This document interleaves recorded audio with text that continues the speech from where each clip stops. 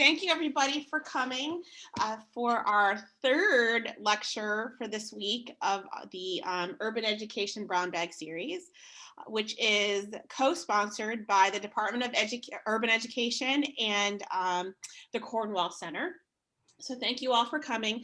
Today we have Dr. Anica Bowe.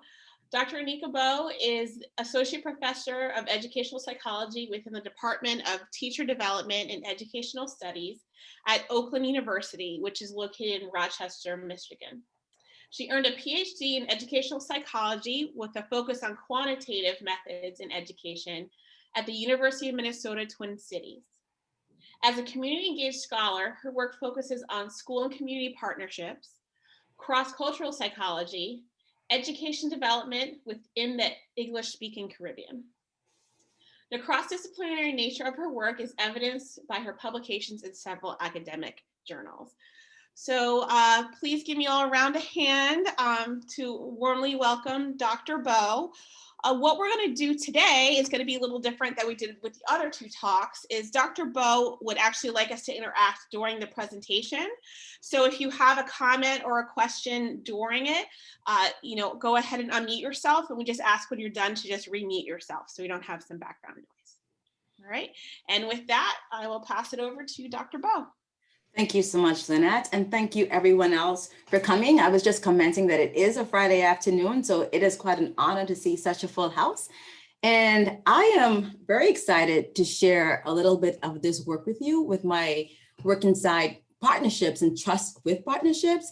So I've kind of been involved with partnerships, community partnerships for about 5 or 6 years at Oakland University. But I must say it's taken quite some time for these relationships to build, and then also for them to actually sustain, right? I mean, because they need to sustain for you to even have something to talk about in a way that's meaningful to my work. And so with that overview, thank you so much for coming. And yes, feel free to unmute. If there's a question that you want to put in the chat, feel free to do that. I will try to monitor my time. So if I see that, oh my goodness, we're talking and I'm not getting through my slides, I will communicate that with you. And then maybe I'll just speed it up and then we can have more questions at the end. Okay, so before I jump into my talk, let me just give a brief overview of my work. So as Lynette says, I am an educational psychologist.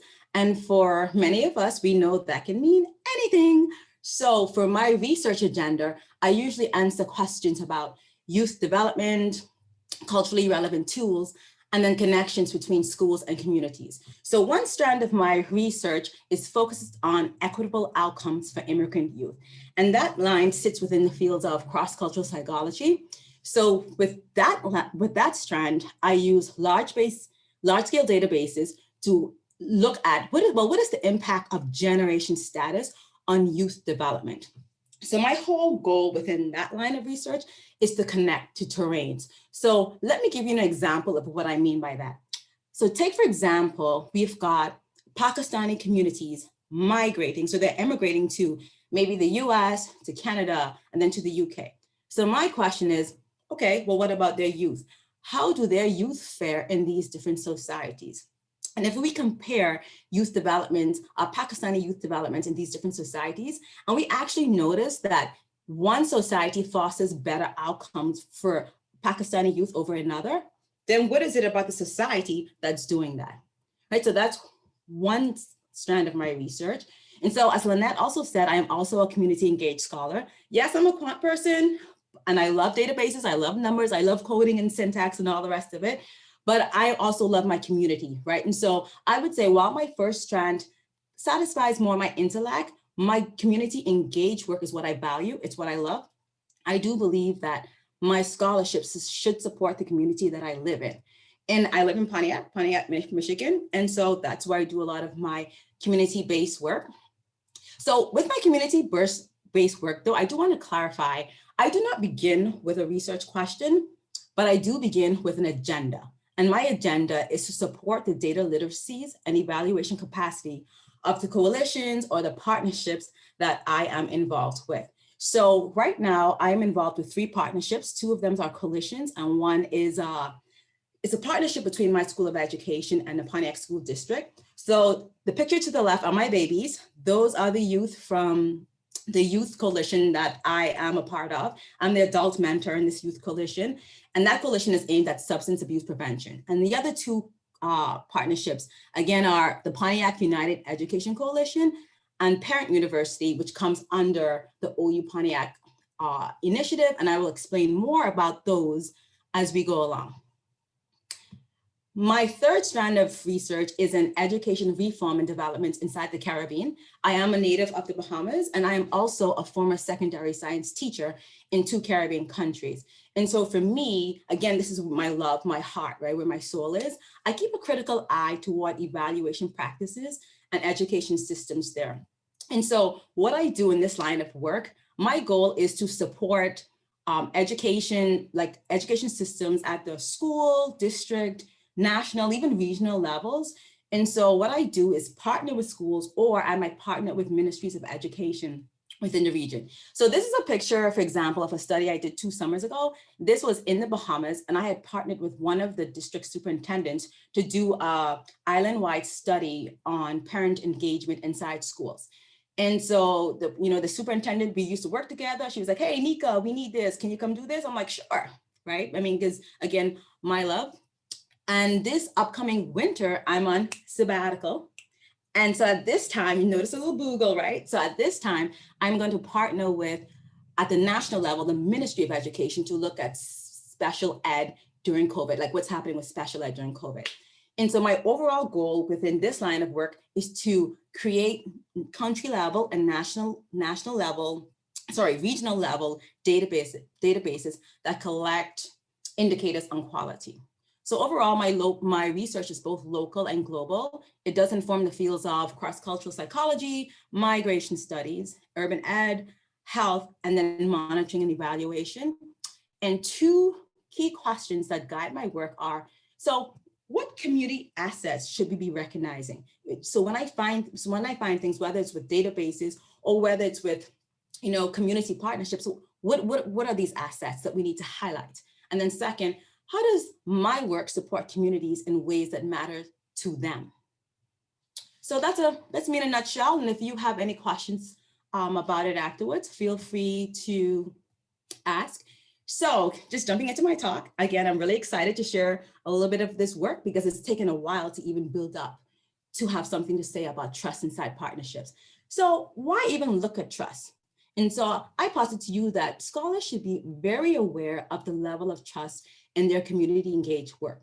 And why? I mean, trust is a fundamental characteristic of quality partnerships. So the question could be, oh, well, I mean, does trust need to be there for the partnership to work? Some level needs to be there. Now, to what extent and how much depends what you want. And with my background in science, I'm going to borrow from chemistry, and I'm going to say, I believe trust is one of the limiting reagents inside partnerships, meaning that it's one of those factors that kind of control the quality and the quantity of the end product of your work together. So again, some trust needs to be there, but also too, as scholars, right? And we're inside institutions and we have productivity expectations, especially if you're untenured, you really need to ask the question, okay, so am I going to bank my tenure on this, on this community engaged work? Would I produce enough scholarship to get me to the next level? Should I continue pursuing this? Or is this, this is not worth the time and effort, and maybe I should stop. So let me introduce you a little more to my partnerships. So I must say I got involved in these partnerships in very different ways, but with all 3 of them, I am known as the data person. They're like, yeah, Anica got us on that data. She's the one who can tell us what we need to be collecting. She's the one who's gonna help guide the research questions and all of that. And so that's primarily my role. So with the Truth Youth Coalition in Pontiac, it started in 2017, and I characterize it as 3 years strong. So it's been going for a while. And I am one of the adult mentors, and my role is to train the youth in YPAR, so participatory action research. So far over these 3 years, I've trained them in photo voice, I've trained them in interviewing, and then survey methodology. The second partnership I want to highlight today is Parent University. So Parent University, let me get back. So in 2014, my university and the Pontiac community, which is a nearby small urban city, formed a partnership, and it's a mutually beneficial partnership, with multiple goals. And so within this partnership, my School of Education and the Pontiac School District formed an education partnership. And Parent University is a national program. I mean, there are various models of it. So this education partnership adopted Parent University. And I became the scholar in residence for my School of Education last year. And as a scholar in residence, I get to choose which school district I really want to situate my work in. So of course I'm going to choose Pontiac. I mean, I live in Pontiac too, right? I'm already connected to the people. I am part of the people. That's where my love, that's where my efforts are going to be. Notice I characterize it as making a comeback. So even though this Parent University has been around since 2014, it's kind of like done this. I mean, to be honest with you all, I didn't even know it was still going up until last year. And so, because I had thought it had kind of waned out, but I found out that actually it was still going, but there was a lot of like rifts inside of it. And so with my role again, I'm the OU lead, and I'm spearheading that initiative. Now, the third one that I want to introduce you to is the Pontiac Education Coalition.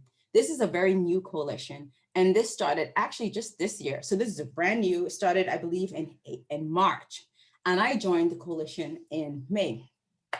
Now, let me tell y'all, I was skeptical. I did not think this coalition was going to make it. I did not think like 10 months later, I was going to be sitting somewhere talking about this coalition. And you might say, well, Anica, why? This coalition is made up of all the school districts in Pontiac. So that's the Pontiac school districts, and that's all the charter schools too. And so the folks within this coalition, I mean, mind you, you have community partners as well, right? But I mean, the bulk of this coalition are schools that compete against each other. So 10 months later, like we just had a meeting on Monday. I mean, things are going well, it's going on, it's going strong. And so I'm thinking, well, what happened to make that happen? They were competitors, but what's happening here? So let's get back to trust. Let's define it, right? So there are many different definitions to trust in the literature, and different literature bases have different definitions. I pulled from the evaluation literature because that's the hat I'm wearing in this presentation. And also when I do my work, I tend to evoke that evaluative lens. But there are two key criteria to the majority of definitions of trust. One is this idea of vulnerability, and also the expectations on delivery. So to define it, it is the willingness of a party to be vulnerable. So there you go, vulnerable to the actions of another party based on the expectation that the other will perform a particular action important to the truster, irrespective of the ability to monitor or control the other party. So in a nutshell, it's like, okay, I'm going to be vulnerable to you. I'm going to be transparent to you. I am going to trust that you are going to do what you say you're going to do, even though I have no ability to control you. And and I can't tell you what to do. I can't monitor you. I can't control you, but I'm going to trust you're going to deliver on what you say. So here are two key ideas from the literature regarding trust. The first is you need to know your partnership characteristics. And I'm going to pause here because now I just presented to you 3 of my partnerships. I want you all to hold a partnership in your head. So just take about 20 seconds and think about the partnership work that you are engaged in and hold that partnership in your head. And once you've gotten it in your head, can you just in the chat, just write that partnership name in there. Now, those of us who are not involved in like university community partnerships, think of other types of partnerships you're in. So who are you collaborating with? It can be a research collaborative. I mean, it can be, now let it not be like a loved one, right? That can get a little dicey there because I will ask further follow-up questions, but just please go ahead and drop it in the chat. What partnerships are you involved in, and just their names, and then I will advance further.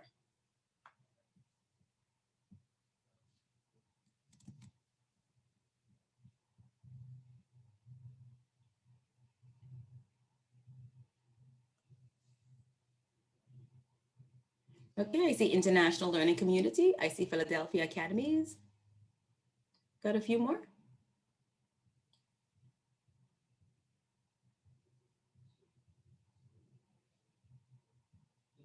Yeah, so while we are waiting for folks to drop the names of their partnerships in it, so can you expand more in supporting data literacies and evaluation capacity? Yes, so let me give an example of that. So within the Truth Youth Coalition, I train the youth in an action-based research. So what I mean by that is I train them in, well, what is data? You know, what are our stereotypical views of what data is, and how can we expand those views?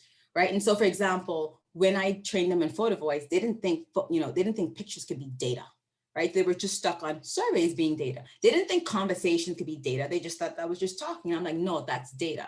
So, for example, also with the Pontiac Education United Coalition, I asked them, what story do you want told of this coalition? And they just started giving me all these different things. So then I said, okay, so now what data do we need to collect that can tell this story? And then they started, so, oh, okay, I guess this can be data, this can be data. So that's what I mean. And in terms of evaluation capacity to, again, like their ability to conduct an evaluation of their own efforts, meaning how do we know we met our goals? So that's what I mean by that. Okay, great. So I see quite a few partnerships in there. And so I am going to drop a link, a Jamboard link. So some of you may be familiar with Jamboard, some are not. I'm going to ask you to put your characteristics on there. But before we go to the link, the literature says we must know our partnership characteristics. So what does that mean? So for example, what type is your partnership? Is it arranged? Is it love at first sight? Is it contractual? Is it, kind of parasitic? I mean, do you think like you're being, you're being used on your side, right? What about where it is? What stage is it in? Is it initial? Is it a mature stage? Is it kind of in between? Is it like a, I don't know what's happening stage? Are you kind of fading out? And then what about the power dynamics? Who do you say has the power in this partnership? Do you have any of it? Is it shared? Is most of it, is it kind of hierarchical? So this is a type of heuristic to think about when you think about your partnerships. But here, let's go over to the Jamboard. So I just gave you the link inside the chat, and can we all click on it? And I will do the same thing. And my question to you is, how would you characterize that partnership you put in there? Now, here's the thing. If you know there are other folks in our meeting time who are also part of that partnership, but you don't want to say exactly what you think about that partnership, then maybe think about something else. Think about something else. You don't offend people, but just go ahead and let's see. So I'm going to go over there. Okay, great. I see a lot of us are there. So I'm going to pull this up here too. So here is how you use Jamboard. To the left here, these are, what do you call the menu? So can we just get a sticky note? And the sticky note, I'm going to say, so for example, the characteristic of the one with the parent university, it started out very skeptical. Skeptic, did I spell it right? Okay, so I'm going to put that there, skeptical. That's the characteristic of one of my partnerships that started out. Now, can you all do the same thing? Just think of that one partnership you have.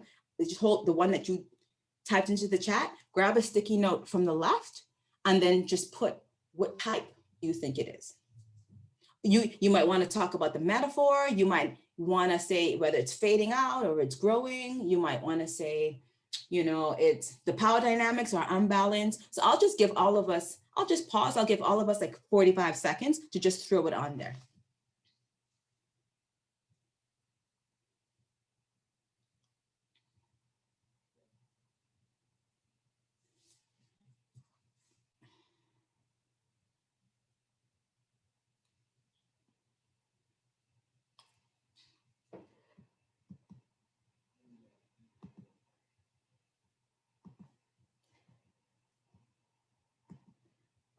And as folks are throwing on, I'm going to move them so you can see, because when you use Jamboard, it layers the sticky notes on top of each other. Yeah.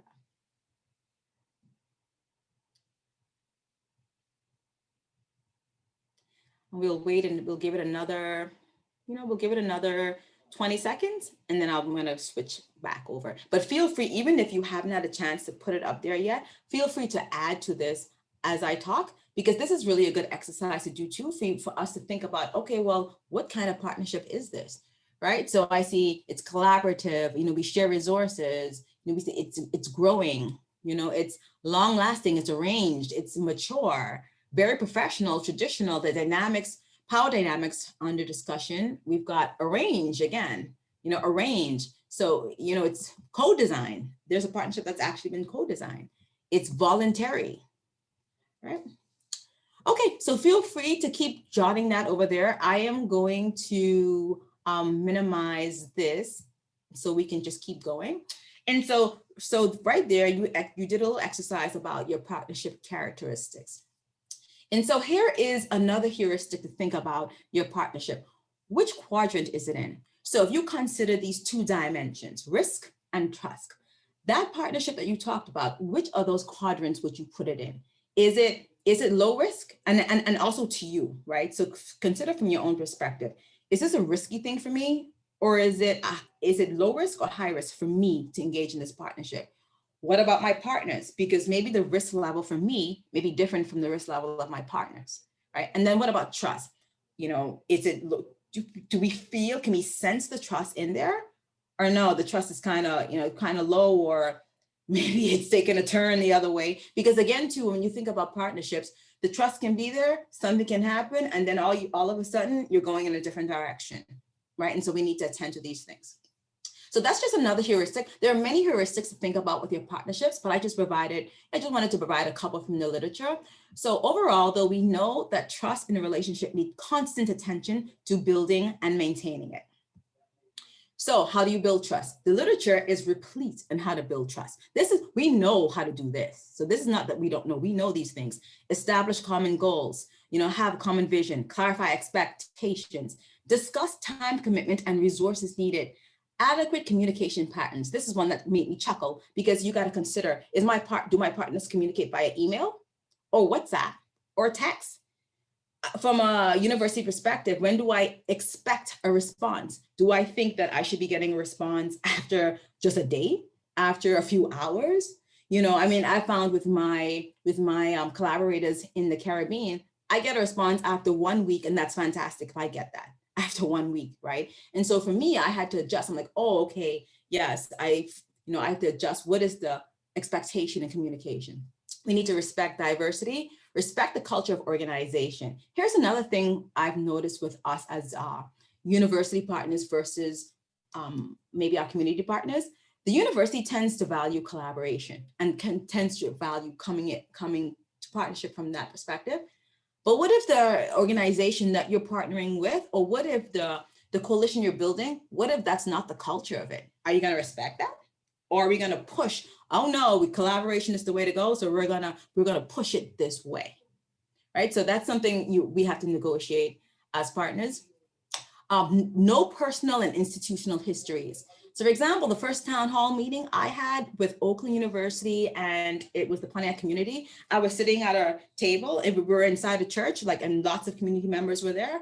And I was asked, oh, hey, so who are you here for? I'm like, oh, I'm with Oakland University. And the person goes, Oakland University. So then I go, oh, snap, the next time someone asks me that, I'm going to say I'm from the Pontiac community, which is true. I know that sounds horrible, but that tells me, my university does not have the best history with my community, right? And that's something I didn't quite know going in, but it was an eye opener for me. You got to be present and listen. Acknowledge the expertise of all partners and be upfront about expectations and what you say you're going to do, and in your intentions. So the last thing about trust, it is multi-dimensional. There are emotional, cognitive, and behavioral factors. But for my purposes, I focus more on the behavioral factors. But how do you know you have it? What are the signs for you as a partner that you actually have the trust of those who you are partnering with? So here are two key things from the literature I want to center us on. One, there are actually very few studies that have identified empirically sound or practical measures of trust for the community academic research partnerships. And I draw attention though to the research partnerships aspect, but I found that in the literature it's the same for other types of partnerships too. If it's community academic like civic engagement partnerships or community academic service learning partnerships. I have there's a lot of difficulty in pinpointing tools that are actually created to measure trust. And here's something else. We actually don't really know what different stakeholders think regarding what actually builds trust. So while we know what builds trust, we don't know what the different partners think are most important. So I give everyone a whole list. I might think as a university partner, oh, this is really, these 3 things are key. My stakeholders, my partners or other stakeholders might say, oh no, Nika, it's those bottom 2, or is this. So knowing what type of stakeholder and what they would value to in terms of what builds trust is important. And we actually don't quite know that yet either. So here are some things I began to notice inside my partnership that kind of led me to my research question. So I started getting signals of being in. You might say, what do you mean by that, Anica? I mean, so the CEO of the Truth Youth Coalition, he's also, the Truth Youth Coalition sits under the Ascend Foundation in Pontiac. And the CEO, just like, it was like last year, said to me, Anica, come over here. You're one of us now. Let us know what you think. And I said, oh snap, I'm one of you now? Like I'm in. What did I do to get in? And mind you, that's in my head. I didn't tell him that, but I just walked over and answered the question, right? And it wasn't about the Truth Coalition. It was about an event that this organization had put on. And all of a sudden I was in. Here's another comment from him a little more recently. Anica, who dropped the ball? I mean, he called me and he said, there was something going wrong. It was something about a grant application not being submitted. And he said, it could have only been that person or that person. Now, Anica, who did it? Now, immediately I said, do I look like a snitch? Now, again, in my head, I didn't say that out loud, but in my head, I'm like, do I look like a snitch?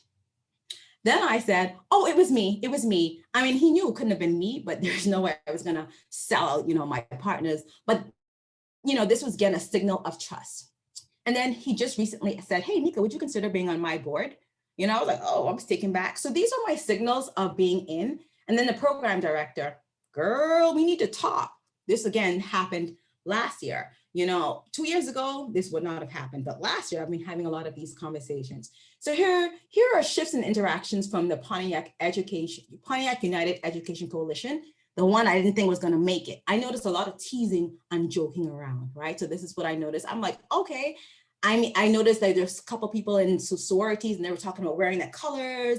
There was one principal who joked that we had an event that had all the schools showcase their schools. It was like a drive-through because it was COVID. And she joked around and she said, oh yeah, I brought one of my male teachers because this person is handsome and I knew it was going to attract, maybe parents are going to come in. And I'm thinking, she did not just say it. But that kind of camaraderie and joking around never would have happened early in the summer. So I also noticed invitations to their schools. They started inviting each other to schools to see how they did it.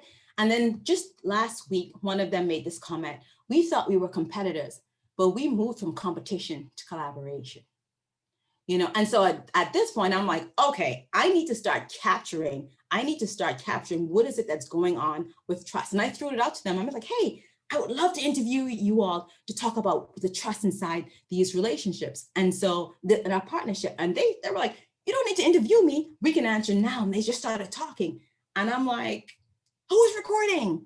But I said, I'm going to follow up with you all and come back and talk about it. So, and this was the other one with the other partnership. There was a willingness to spread the word. So I said, okay, you know what I'm going to do? I'm going to create a tool as an evaluator to see how I can measure trust within partnerships. And so I'm evoking the Delphi method. Now, are any of you familiar with the Delphi method? Can you just drop in the chat? Like, yes, no, like you've heard of it, never heard of it. And I'll just look in the chat to see if folks are familiar with it. Okay, so I'm seeing some no's. And so the Delphi method, it is a method of consensus building. So here are 3 key principles of it. You obtain input from a group of experts, right? And so you ask experts, what do you think about this phenomenon? And then but you need to keep them separate. Like you don't want their opinions to filter, to shape each other opinions. And then you do multiple rounds. So what do I mean by this? So specifically, I define the topic and I prepare a set of questions and I ask them, they give me their answers. And now what is key is the panel of experts I actually select. They need to be the people who can give me the information. It just can't be random people. So after I gather their responses, I just put the, list all the responses, I compile them, then I give them back to them and I say, okay, now rank these responses. What is most important with trust? And so they would rank them, I would take them, look for consensus among ranking, give it back to them and say, okay, now can you rank again? What do you all think? Right? So there are a couple of rounds to this, but the end goal is a crude tool to use, a behavioral tool to use that kind of measures, that measures trust. So my input from experts, I asked them 9 questions. I'm not going to show all the questions to you, but I'm going to show you the ones the data I want to present to you, the 5 questions I want to present. So who have I interviewed so far? I have interviewed the adult stakeholders of the Youth Coalition. That's the CEO, and I call him the community gatekeeper, because if he endorses something, it's a do. Everyone's going to do it. I interviewed the youth connector. She's the program director of the Youth Coalition. All the parents know her. If you show up to an event, everyone is like, oh yeah, we know her. Yeah, they push their kids on her and say, hey, you go with her. It's going to be good.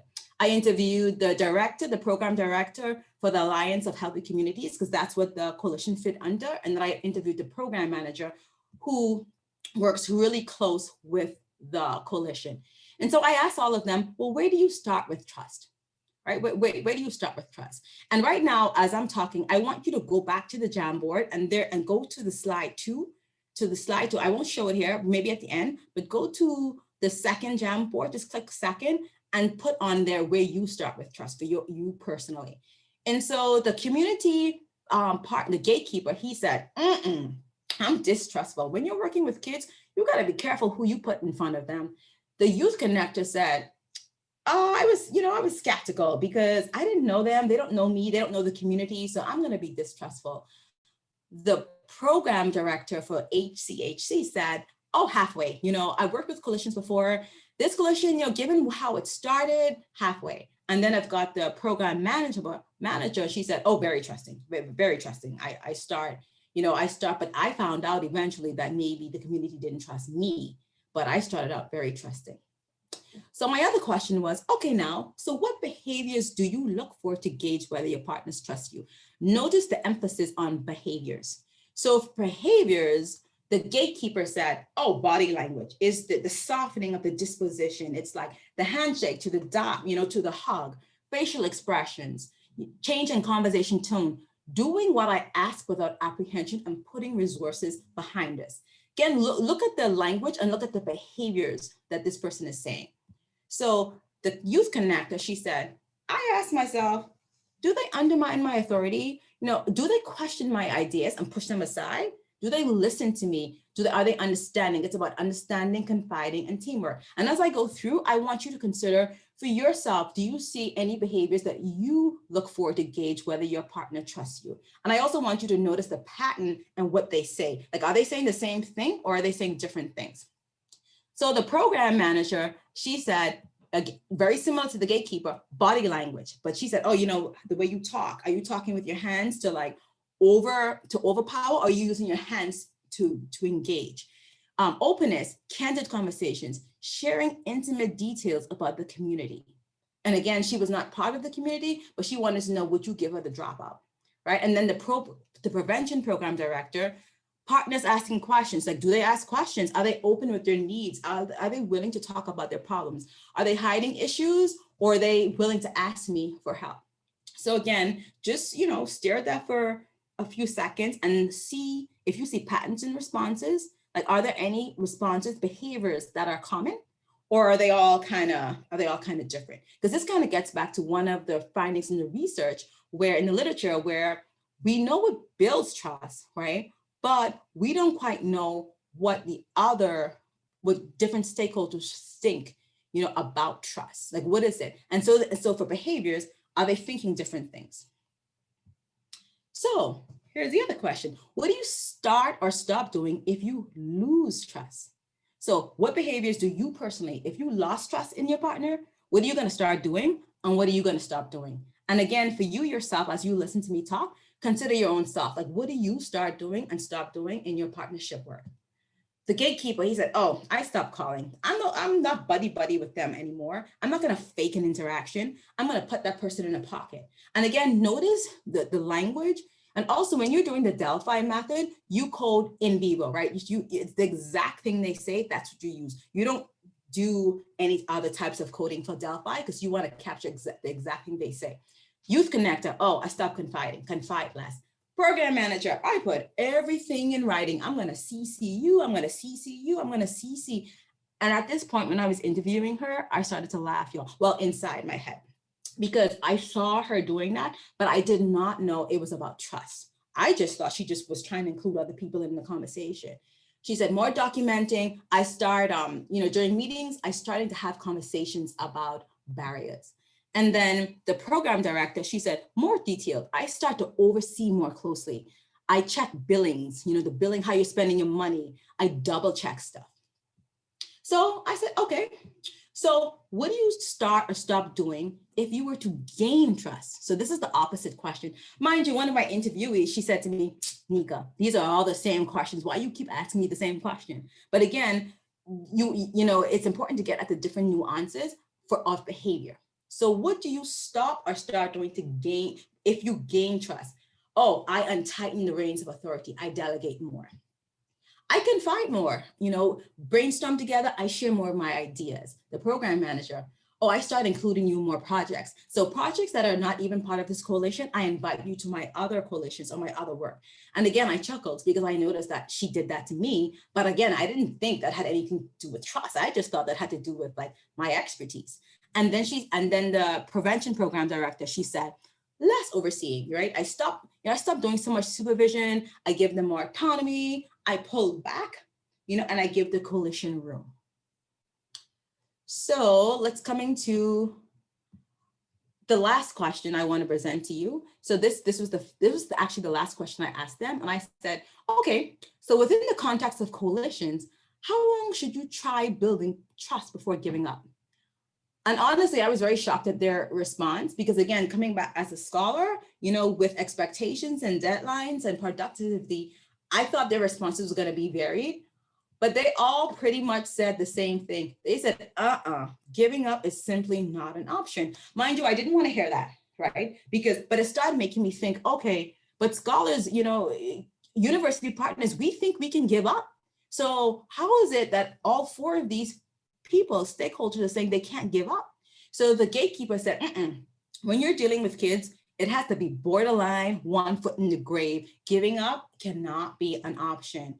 Very similar with the youth connector.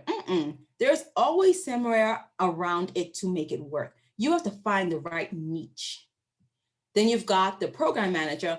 She said, well, Nika, coalitions thrive on volunteer commitments. So you really don't want to give up on someone unless they are truly a waste of time. And then the prevention program director said, oh my gosh, with organizations, we work with organizations for years. We want them to be successful. And so with coalitions, we just don't consider giving up. So again, as the community scholar now, with these first round of interviews from myself representing the university, this really has me thinking about, okay, well, if I give up, what message does that send to my community partners? And if universities give up on initiatives, what message does that send to them, right? And so ultimately, the end user of this research, again, I'm still at the very beginning, I'm just doing interviews and collecting ideas.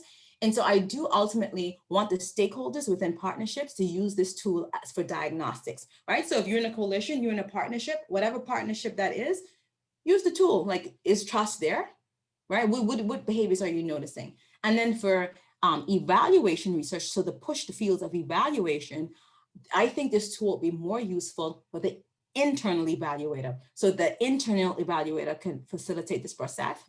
I say internal and not external because internal evaluators, we work alongside the group from the beginning and we know what. We know who has the negative vibes. We know who's suspicious. We know who's skeptical. So, but the external evaluator, now y'all know external evaluators, you only can figure things out if people are willingly to share the data with you, but coalitions can hold back. And so in an external evaluator, you're at the mercy of what is shared with you. And so that ends my talk. Thank you very much. And I had noticed my time, so I started to speed up, but I will see if there are any questions in the chat, and feel free to unmute and we can chat.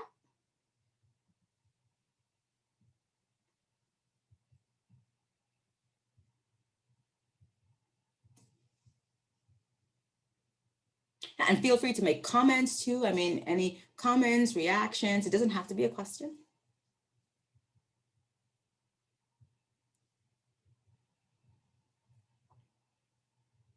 Or you can put it in the chat too. I'll also look at the chat to see. Right.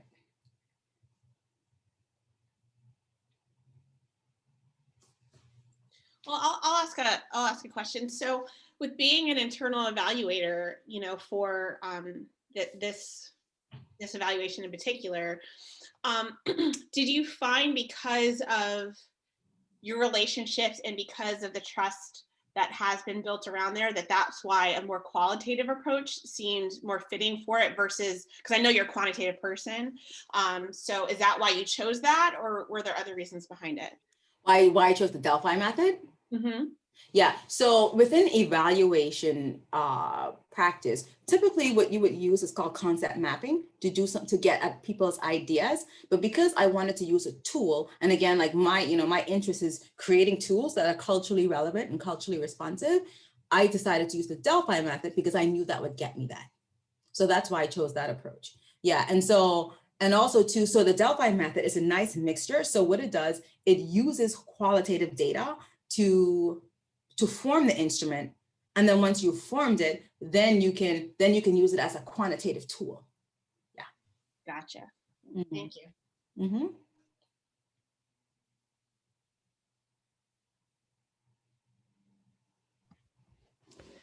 Hi, Anita. Very engaging talk. It took me a moment to gather my questions because I was so into it.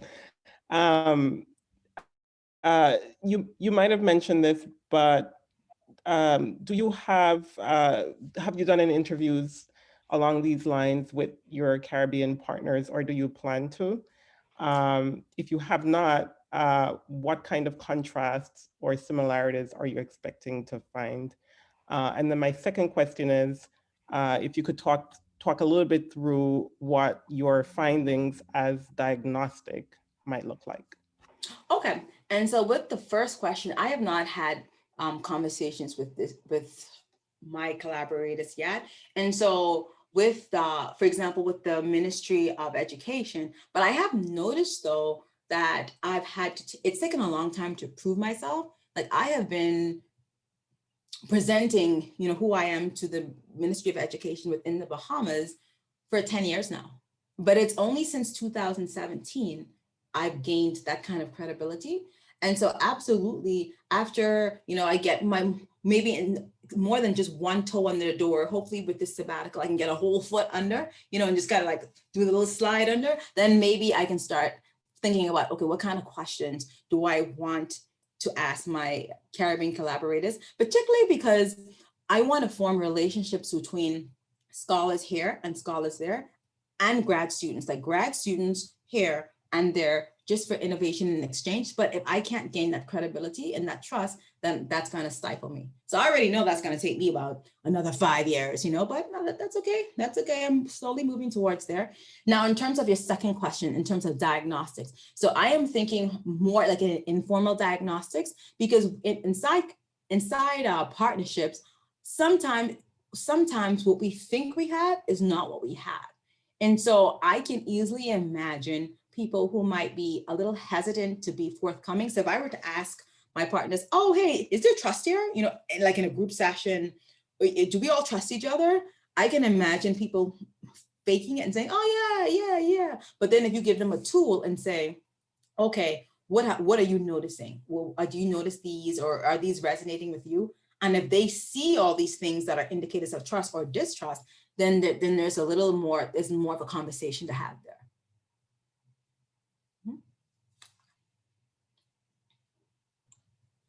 We do have a question in the chat. I don't know, Kimberly, if you want to ask your question or if you want me to ask it.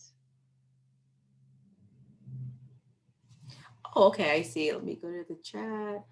Sorry, it took me a second to unmute it. So hello, Anica. Hi. So my question was, I could look back again. Basically, because I work with youth and I've worked with them my entire life, and as you were going through your presentation, the gatekeepers lens really connected with me because yes, we are very protective of the young people we work with, our clients, however you want to label them.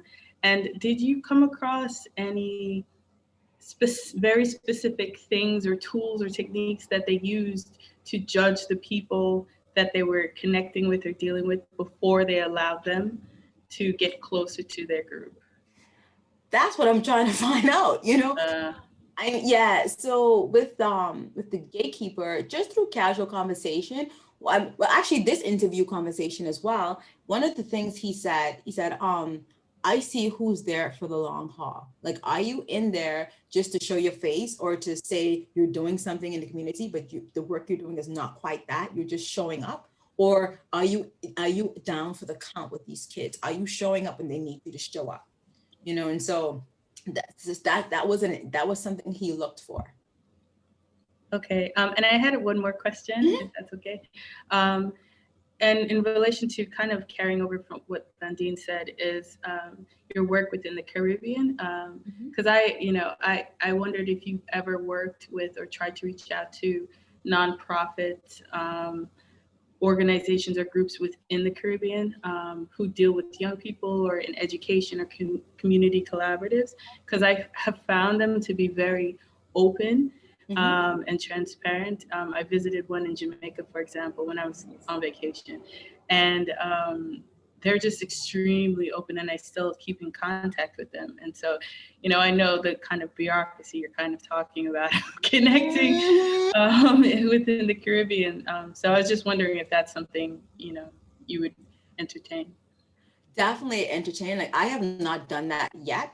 It's because my focus has been like just getting in with the government, and presenting myself as non-political, because once you start getting in those kind of conversations, it's a shutdown there, because that party's going to change and it's going to uproot the work you've done. So, but with my sabbatical though, so I do have a team who I have put together to engage in the sabbatical work with me.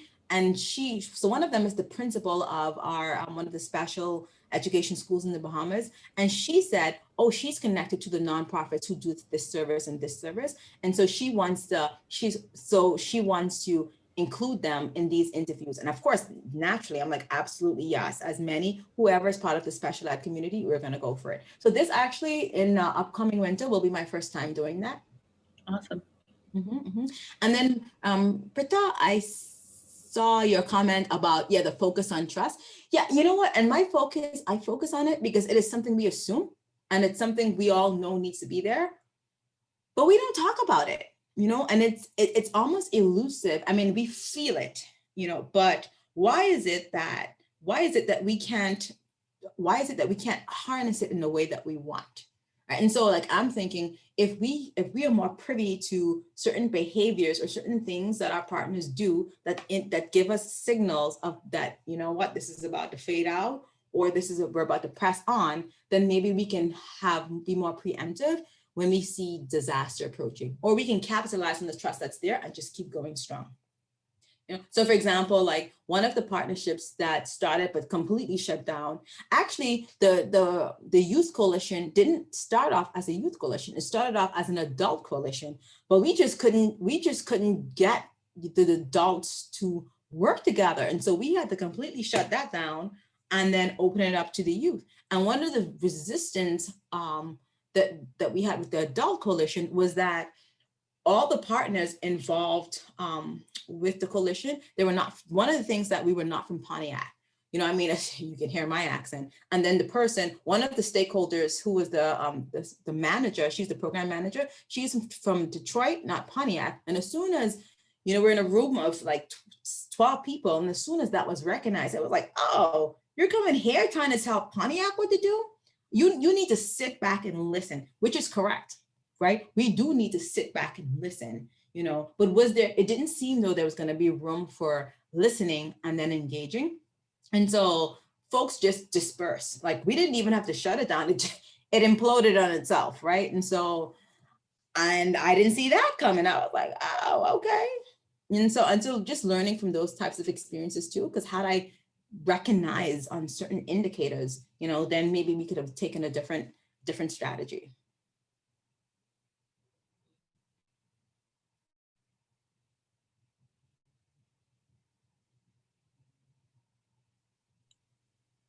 You have a couple minutes left, probably enough for one or two questions or comments. People have any?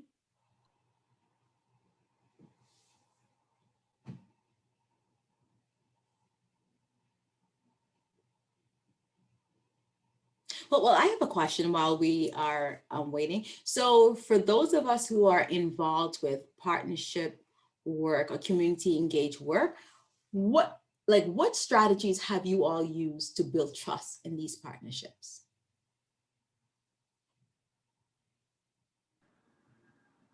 I'll share a little bit. The role that I'm in requires that I have some partnerships because I do some of the placement for the clinical interns in the teacher preparation program. But I always lead that with, I'm a community member. And I've also, you know, I currently live here. And so that immediately opens people up to wanting to hear more about who I am and what we're doing. Yes. I'll piggyback that. I did the same. I work with several schools and local organizations here in Newark, and just having graduated from a high school in the community, it's kind of how I start each of those conversations, letting them know, you know, I am, you know, from the community, and understand some of the issues and challenges here. So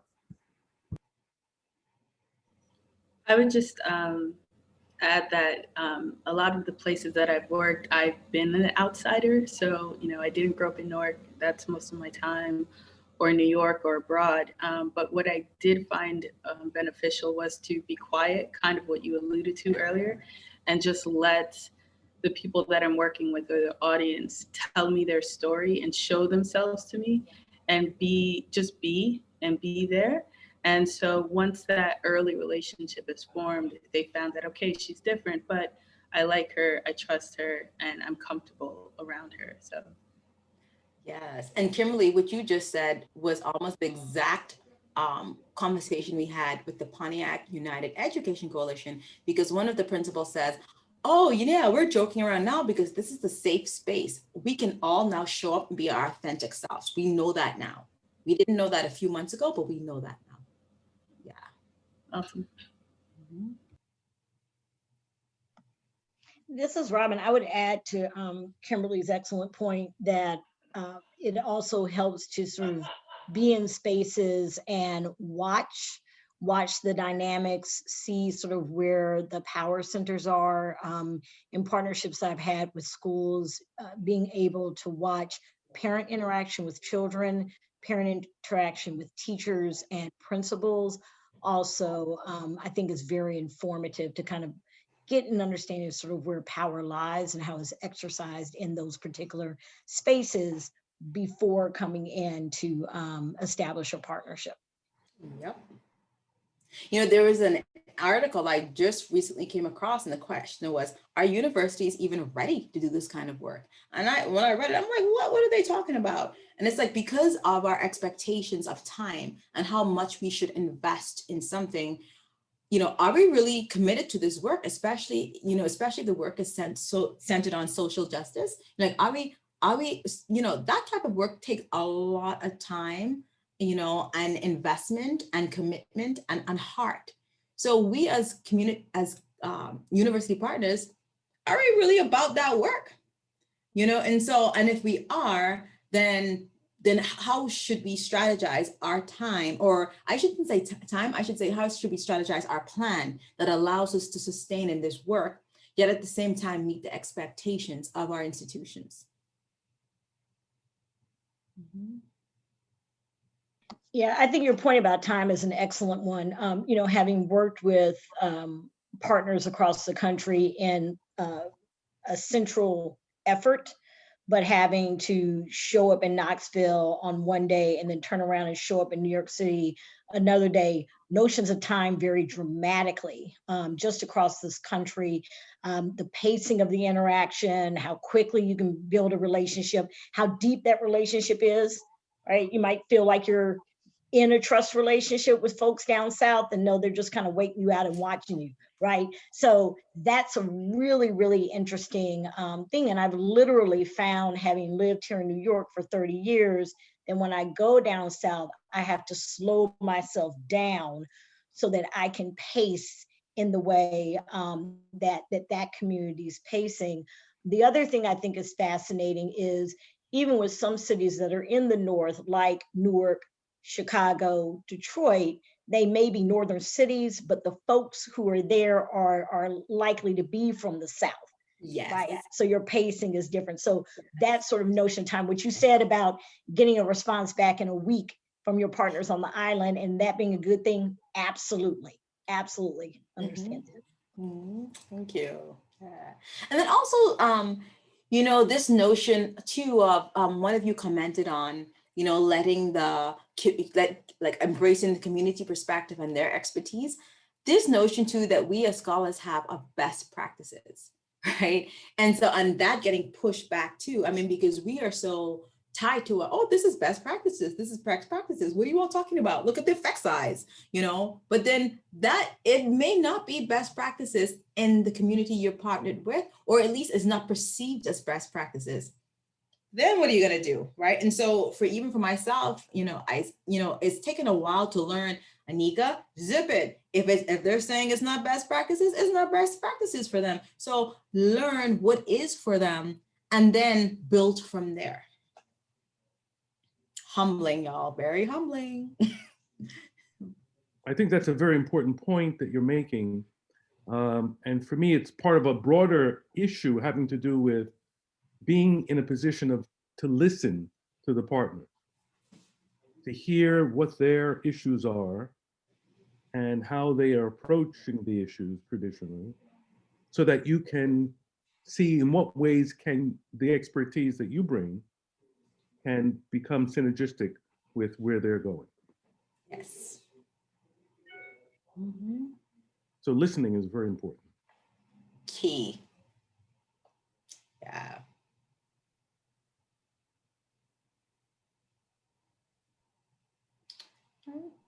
Do we have any more questions or comments or anything you want to throw out there? I have one more statement. I mean, it builds on Arthur's point, and that is, you know, being able also, I think, to listen inside of or underneath the anger and the pushback. Right, because a lot of times, you know, one will be, and one of the things that I work to do is show up at community meetings or school board meetings and just be in the audience, you know, covertly, just again, listen. And, you know, there is so much truth underneath anger and pushback that if one can listen underneath that, there's a lot that can be revealed. And it could be sort of turned into an approach to solve a matter, or at least raise an issue, right? So, yeah. Absolutely.